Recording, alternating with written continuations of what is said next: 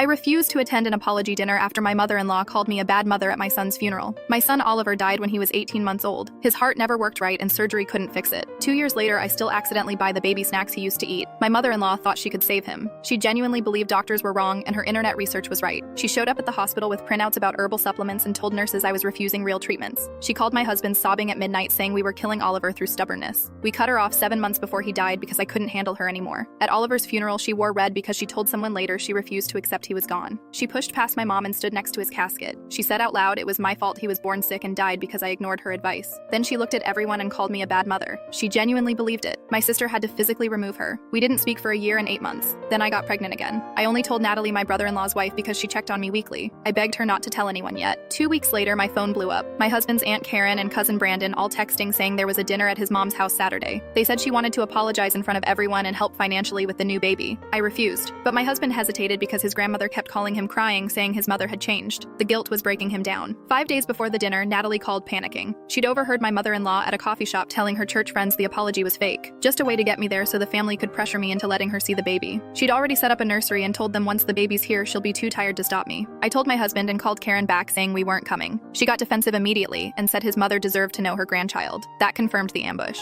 Then my husband's grandfather called again. I heard him through the phone saying his mother made one mistake in grief and didn't I believe in forgiveness. My husband looked exhausted. He said maybe I should go alone to make them stop. That's when I decided I had to go. Not for her, but to end this permanently. If I didn't, they'd harass us through my whole pregnancy. My mother-in-law texted saying she was grateful I was giving her another chance. I wore the same black dress from Oliver's funeral because I wanted her to remember. Everyone was already there when we arrived. She'd made pot roast with her nice plates. She hugged me at the door and started talking about how family was everything, and she'd spent months thinking about her mistakes. I let her talk for a minute, then I set my phone down and said I wanted to share something first. I read 3 emails she sent during Oliver's illness out loud. One calling me mentally unfit, one saying I was murdering my son by trusting doctors, one saying I'd stolen her grandson. Then I told everyone what Natalie heard at the coffee shop, that this wasn't an apology, it was a setup to guilt me into access, that she'd already told friends she'd be babysitting twice weekly. I looked at her and said I'd never forget what she called me while burying my son, that she cared more about being right than about Oliver. I said she'd never meet this baby or know anything about them. Then I left. My husband followed me out. He said he should have believed me instead of letting them manipulate him. I told him I understood because they knew exactly how to work him.